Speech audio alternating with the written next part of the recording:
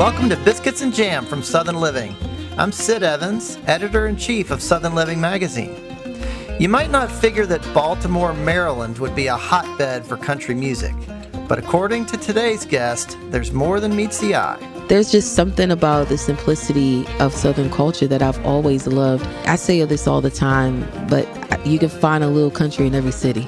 The same way you can find a little city in every country. Brittney Spencer moved from her native Baltimore to Nashville in 2013 and began busking downtown about 6 months later. As she honed her craft, she also toured as a backing vocalist for Carrie Underwood and other artists. But the spotlight turned Brittney's way in 2020 as she released her first EP called Compassion to rave reviews, and country superstar Maren Morris, in a CMA Award acceptance speech, credited Brittney and other black women in country music for their contributions to the genre. Since then, Brittney has made her Grand Ole Opry debut, collaborated with Maren's supergroup The Highwomen, and been named to CMT's Next Women of Country. On today's show, Brittney discusses the Southern cuisine at her family's Maryland restaurant, her hit singles Sober and Skinny, and how she's adding her own story to the annals of country music. All that and more this week on Biscuits and Jam.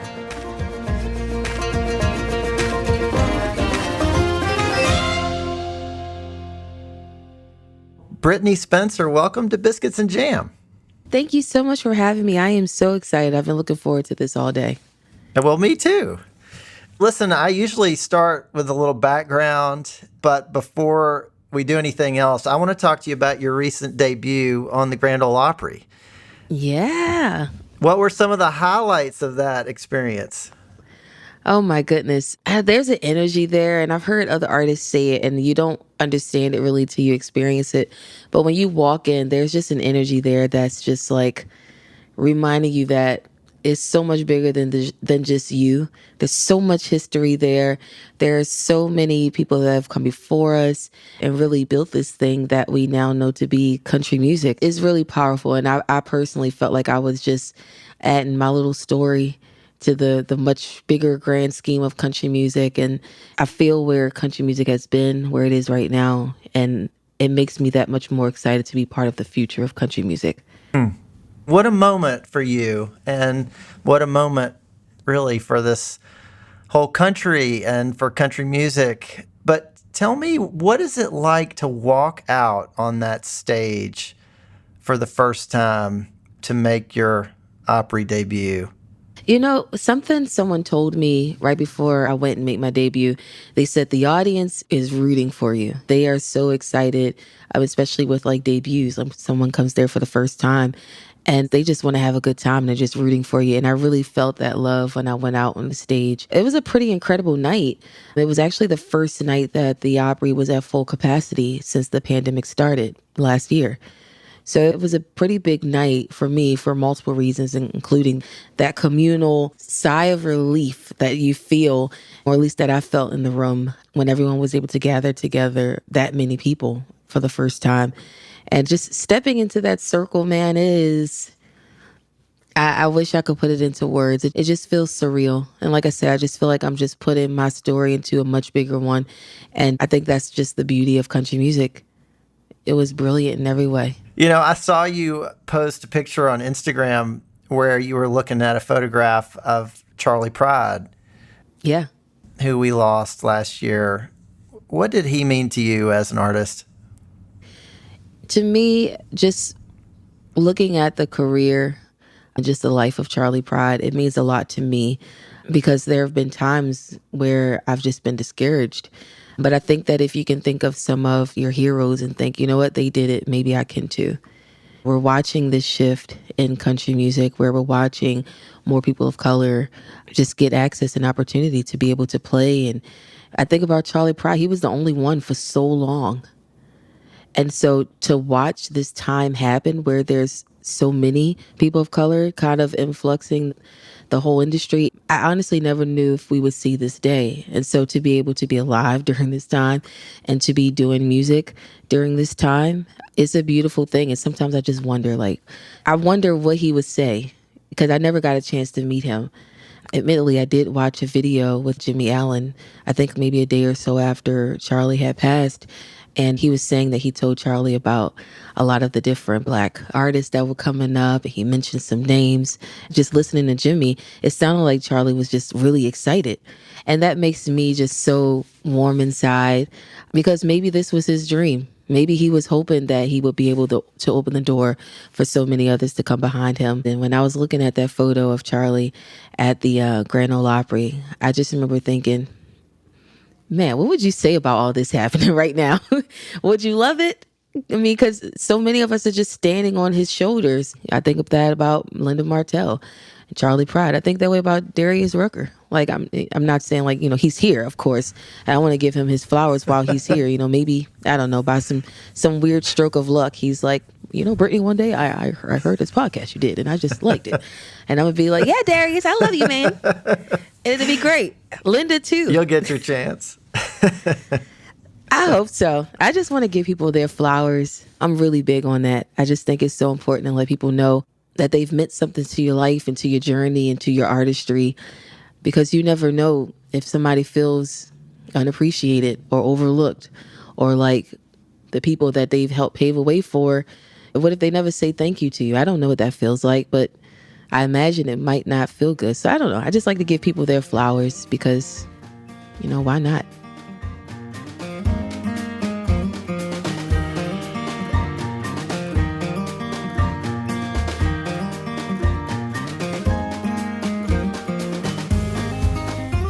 So, Brittney, you're from Baltimore originally. I sure am. Which is a long way from Nashville. It is. Tell me a little bit about what that town means to you and what it was like growing up there. Yeah, I love Baltimore. It's home. It's such an eclectic town. I hear so many people talk about their small town and I'm like, man, Baltimore is not a small town, but I will tell you this, it is a small world, okay? Because even just the state of Maryland is so small in comparison to like where I am now, Tennessee. If you drive for an hour, you're in another state. And you can drive in so many different directions and end up in a totally different state. And that doesn't happen very often here in Tennessee. So even if things feel like a small town, it feels like it's still connected to something bigger. In Baltimore, it feels like a small world. I grew up in church just singing, but people would go to different churches, and people that I never went to school with, never went to church with, I know them some way, somehow. I don't know how it happens, but it just does. We probably never even lived in the same neighborhood, but we had common interests and it took us to similar places. It's a really big hub for country music fans. Like, people stop in Maryland and in really? DC. Yeah, people stop in Maryland and in DC all the time for shows. I mean, they can pack out a stadium out there. While it's not a lot of country music artists that come out of there, it's definitely a really great place for fans. I love saying that. And then I love reading Instagram and someone says, I heard you on this thing and you were talking about Baltimore. You're so right. People think that it's not country music fans. And so I'm grateful for that town. That's my place. That's my home. So I'm told that you grew up with a pretty strong connection to the restaurant business. Ooh, I don't know if it's a pretty strong connection to the restaurant business, but I've definitely been a hostess. I was a waitress, a terrible one. And my family, they own a restaurant called Granny's in Owings Mills, Maryland, which is Baltimore. It's like, I would call that a pretty strong connection. well, when you're a teenager and you're trying to figure out where to work, the restaurant industry is just kind of there, Well, tell me about Granny's. Yeah. So it's a lot of like Southern cuisine, because a lot of my family is from Southern Maryland. It's just fancy Southern food. That's all. It's like grits, but they've thickened it up some. And so it's like, it's bougie grits. And I love it. It's like bacon, but the thick cut one, it's, it's right up my alley. I love it. What were some of your other favorite things on the menu? A lot of their fish recipes are really good. I mean, because if you don't know Maryland is really big on seafood. In Maryland, everything is just really fresh. And so it's a huge difference in the taste with like seafood. Just anything involving seafood there at Granny's, I will just eat it all up. I love that place. And when you walk in, there's like a wall of people's grandmothers. And it's a lot of it is from people who've eaten at the restaurant. A lot of it is from people in my family. Like my great grandmother that I never got a chance to meet because she passed before I was born. Her picture is up on the wall. And that's the only picture that we have of her. And so, when I would go there, I haven't been there in a while because I've been in Tennessee.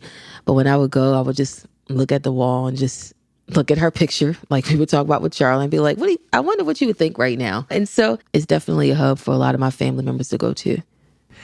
So I wanted to ask you about the Southern Maryland thing and whether you grew up feeling a connection to the South, because, Maryland is kind of split in a way. There's the Northern Maryland is really about the Northeast, but, yeah, we write about Maryland all the time at Southern Living. And I know there are a lot of people in the state that kind of identify with Southern culture. I say this all the time, but you can find a little country in every city, the same way you can find a little city in every country. And so there are places where you can literally just drive to like 10, 15 minutes from my parents' house, and it looks like Tennessee or it looks like Virginia. And just this connection to Southern culture, I don't know exactly how I got so drawn to it, but I went on this rabbit hole after I discovered the Chicks at like 14, 15 years old. I just started listening to country radio, and I started watching a lot of the country music videos that were on TV. And it didn't feel like I was creating this whole new thing, because my family has, for little small reasons, have called me country for a while, like how I just like to walk barefoot around the house. It's so funny. My stepmom, she wasn't very subtle in telling me to put socks or slippers on. She used to get me like slippers for Christmas. And she'd be like, "You always so barefoot." I'm like, "I love being barefoot." And so it's it's just little things like that, or just like how I like to wear boots all year round. People thought I was crazy in Baltimore, and I was doing that before I even found out about the Chicks and went on this rabbit trail. There's just something about the simplicity of Southern culture that I've always loved, but I appreciate the culture in which I was brought up in as well. So I really don't have much of an in between. For me, I either want to live in the city, like near the buildings and all the things, or I want to be in the woods. And I think that's really just kind of a testament to appreciating Southern culture that I always kind of felt drawn to, and also just the city life that I grew up in. So I've been told that your mom or your family kind of knew that you were going to be a country star one day. Is that true? My mom, she believed in me long before I did.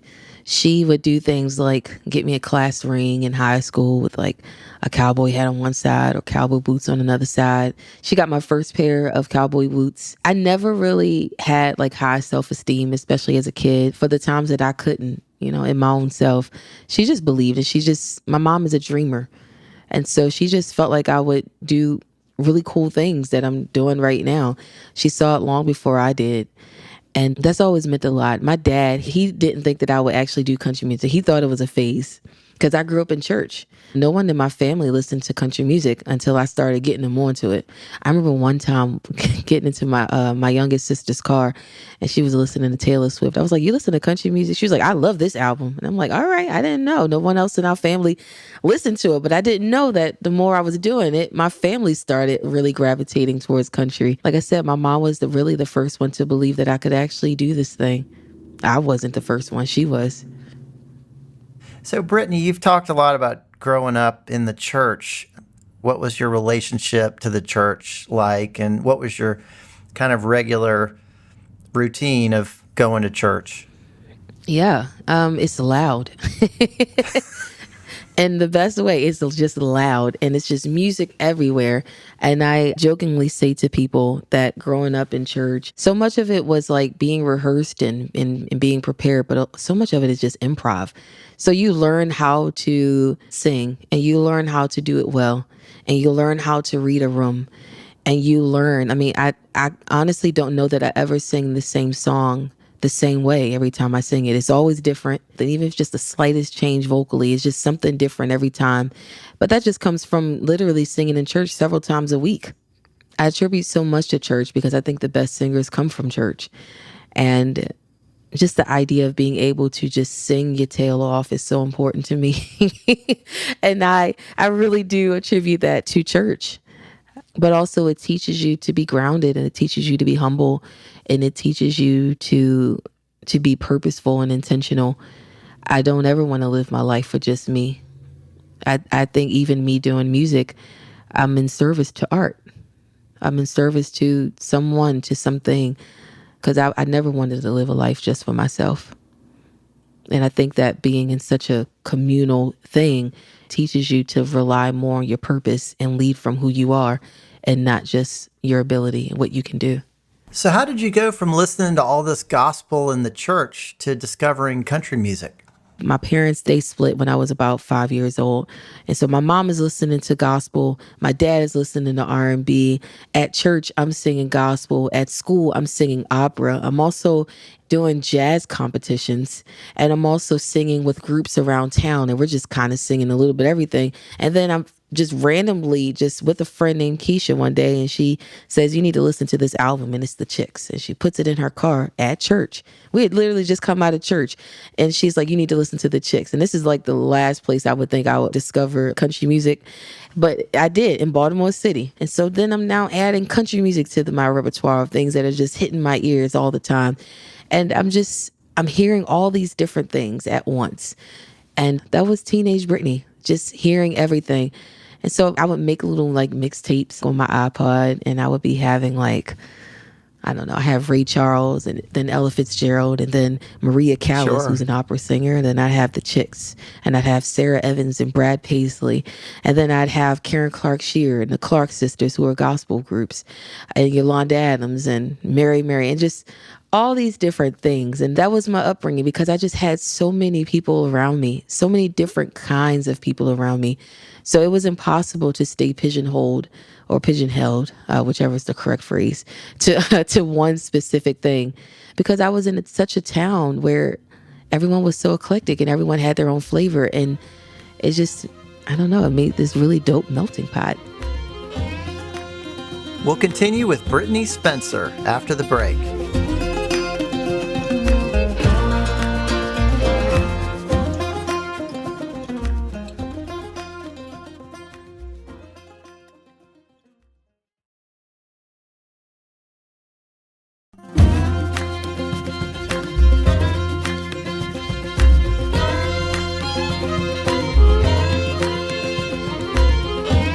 Welcome back to Biscuits and Jam from Southern Living. I'm Sid Evans, and we're talking with singer-songwriter Brittney Spencer. So then you make this journey to Nashville. I do. I made this trip 8 years ago. And so this is a pilgrimage that, so many artists have taken trying to make it big in Nashville. What were some of the highs and lows of your journey? Man, there's so many highs. There's some lows, just like with anybody's journey. But my highs, I moved here 8 years ago, and I didn't play guitar yet, though I had a guitar. I had taken some lessons in school, but honestly, I never wanted to cut my nails, so I didn't learn much. I know it sounds so silly, but I had like long nails, and I was not ready to give them up. And but when I came to Nashville, I was like, you know what? I can't bring these old habits. I really need to learn how to do this. So the first year here, I didn't sing anywhere. I taught myself how to play guitar. I started attending some songwriting workshops, like at the Bluebird, so that I could really hone my songwriting craft, which I had started in Baltimore as a teenager as well. And then one day a friend tells me, you should go downtown and you should start busking, because I was scared. Like, I didn't want to play anywhere. I was probably here in Nashville for like 6 months, and I was like, no, I don't want to sing anywhere for the first year. Like, I just want to chill out and just really get acclimated to the city. And I'm scared. Like, I think at one point I had taught myself how to play guitar, but I was always sitting down. So the idea of standing up and playing guitar was so terrifying to me. It sounds so silly to say out loud, but it's true. I was so scared that like I wouldn't be able to see things and I wouldn't be able to fill it out quite as well. And she's like, well, just go busk downtown. There's no pressure. There's not a show. You don't have to like plug in your guitar. You can do whatever you want. There's no time that you have to be there. There's no time you have to leave. Just do it. And I was like, you know what? Fine. And I did it. And I had so much fun. And I ended up busking downtown for like nearly a year. And so I guess in short, after a long story, my highs would be that I learned how to lean into the things that would naturally just terrify me or make me really nervous. And now that's my most comfortable place. I love busking downtown. I love sitting on my living room couch and in my bed just writing songs.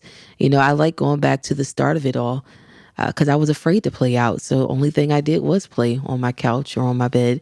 And now that's how I write songs. That's how I started writing my new song, Sober and Skinny. I was sitting on my bed with my guitar. I don't know. I just kind of aim to always feel that way, especially that really, really personal connection that you get to make with people.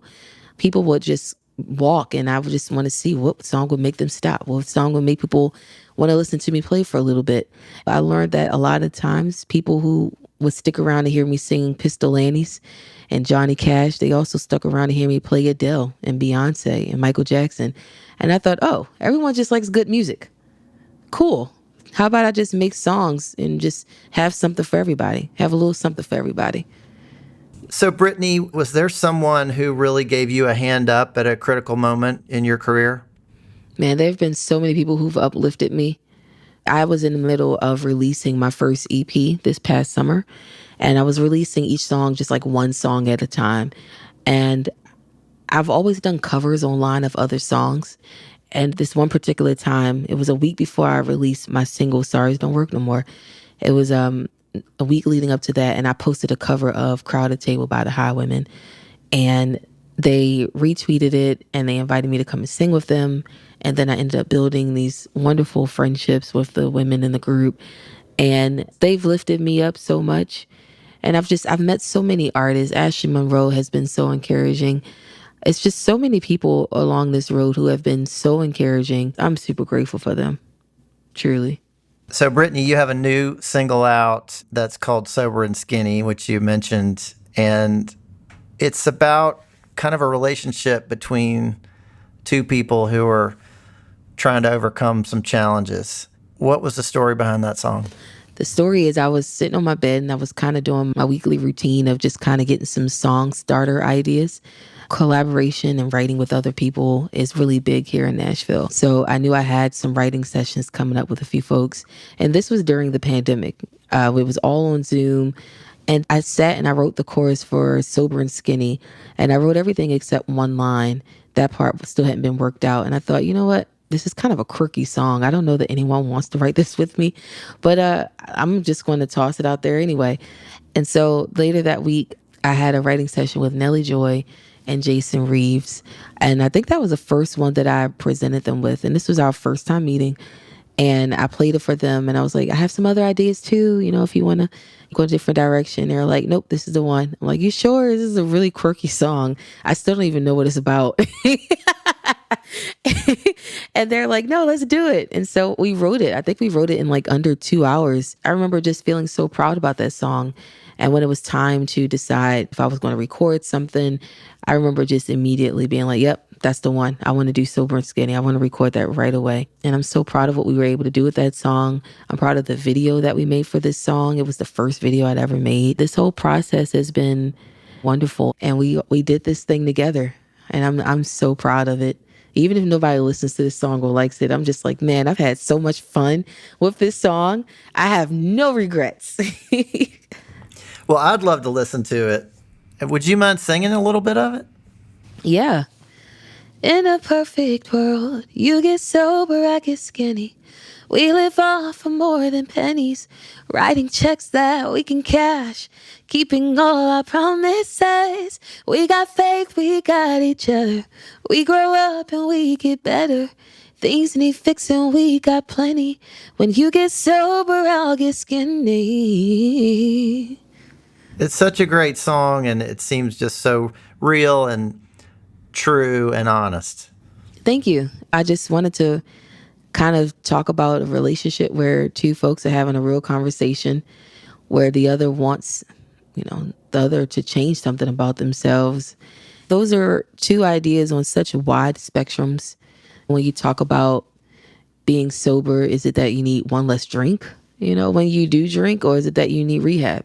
When you're talking about weight, is it that your doctor is saying, hey, this is impacting your health, or do you just want to feel different? I don't consider this song a message song. Like, there's not something that I want people to gain from it, which I'm actually really happy about that. And I'm really happy that the song really doesn't resolve.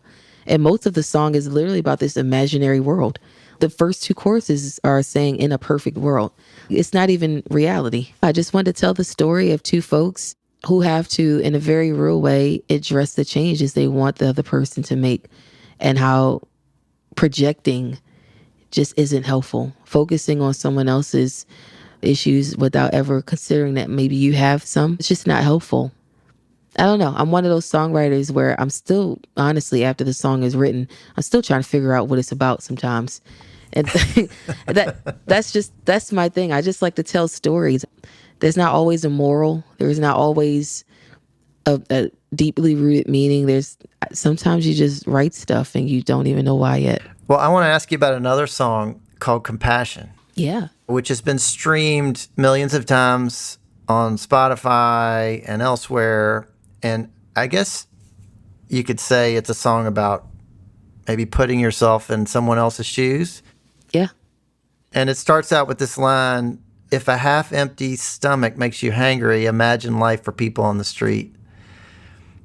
Can you tell me about what you were responding to when you wrote that song and the kind of feedback that you've gotten on it? Yeah. I started writing it while I was on the plane coming back from the UK. I was singing background vocals on the tour for this band. And for whatever reason, I just couldn't go to sleep. So I just started writing this song. It's something about getting outside of your world, like your neighborhood, your city, your town, your state, and in this case, I guess your country, that makes you consider your worldview and how you see it and how you think the world sees you. And I just remember thinking, there's so many shoes that I've never worn.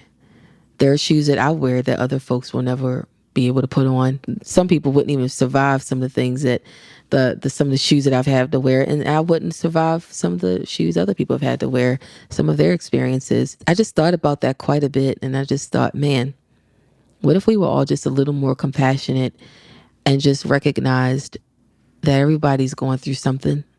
And I just wanted to find a way in this song to take really everyday routine things and kind of put them in a broader context. You know, how many times have we been hungry? Be like, oh my gosh, I'm so hungry right now. I can't even focus. I can't even think. You know what? I can't work right now. I'm going to stop and take a lunch break. If we have a hard time focusing because we're hungry, because we missed breakfast, imagine someone who hasn't had food for several days.